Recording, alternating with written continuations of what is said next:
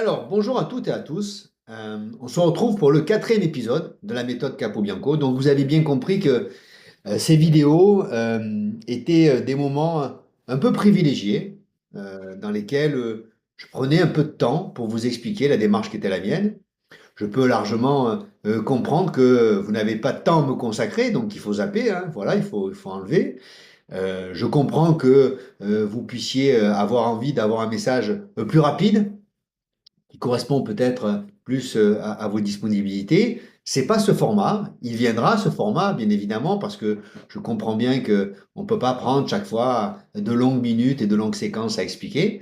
Mais on est dans un moment où je crois que quand on décide d'être candidat aux élections municipales, on est en droit, on est même dans, à mon sens, dans l'obligation de donner du temps à celles et ceux qui ont envie de comprendre quelle est notre démarche. Voilà. Donc c'est plutôt à ces personnes-là que ces vidéos s'adressent, celles qui ont envie de prendre quelques minutes pour comprendre la démarche et pour ensuite, bien sûr, la juger, l'évaluer. Et c'est dans l'isoloir que vous aurez la possibilité d'exprimer ou pas votre soutien à ma démarche.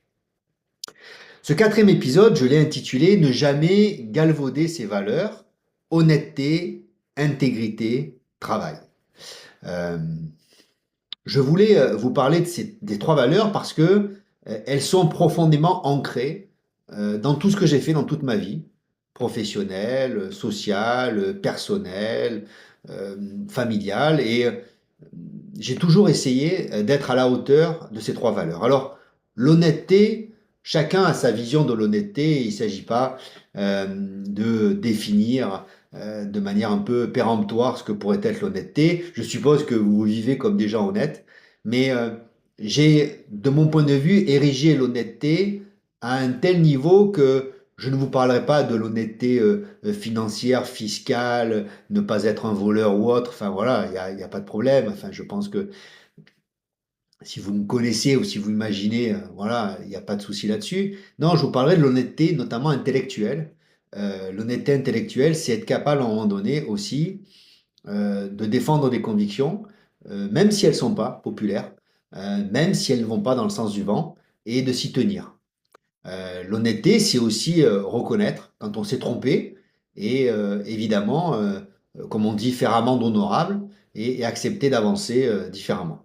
Bref, l'honnêteté, c'est une forme de transparence qui est une transparence, j'allais dire, de mon cerveau, de mes émotions, de mon vécu, avec l'idée que on essaye de ne rien cacher.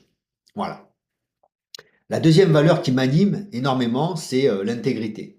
Alors cette intégrité, c'est toujours un peu délicat parce que on a un peu l'impression, là encore, qu'on donne des leçons de morale, mais j'ai toujours essayé de bien séparer les différentes sphères et ne pas mélanger l'action politique à mon action professionnelle, à mon action amicale, à mon action familiale, parce que l'intégrité, c'est être capable de bien montrer que si on ne mélange pas tout, on peut ressortir de toutes ces démarches avec l'idée que oui, on a été intègre.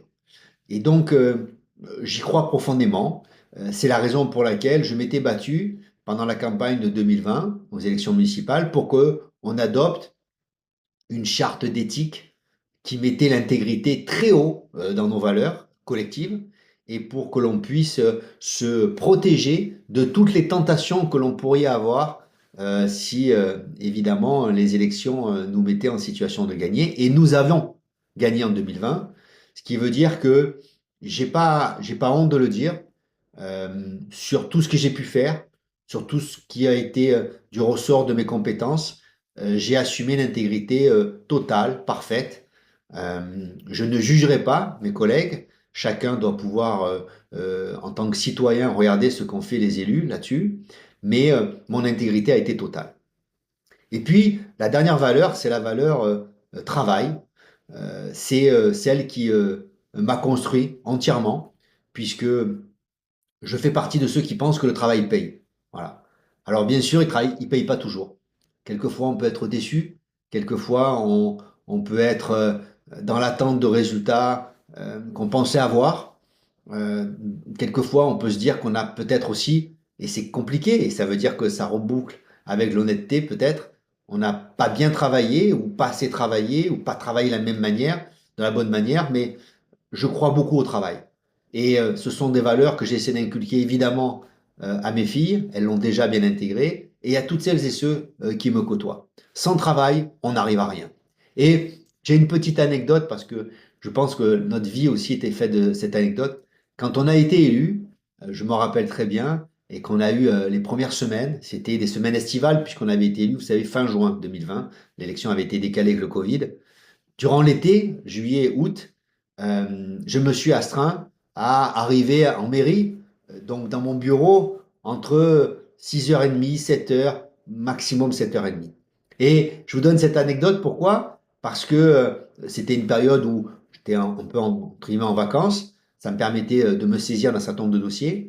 Et vous savez, la personne que je croisais chaque fois, tous les matins, il y avait deux personnes. Il y avait la personne de l'accueil à la mairie qui m'ouvrait ou enfin, qui était là. Il y avait la personne qui peut-être quelquefois terminait de faire le ménage. Mais il y avait surtout le directeur de cabinet. Voilà. Le tout premier directeur de cabinet de Nathalie Biquet. Je tais son nom parce que je ne veux pas le mettre en difficulté, bien évidemment, avec ce genre d'anecdote. Mais c'est lui que je croisais tous les matins. Et on parlait souvent de la valeur travail parce que je crois que ça nous animait tous les deux. Allez, au revoir.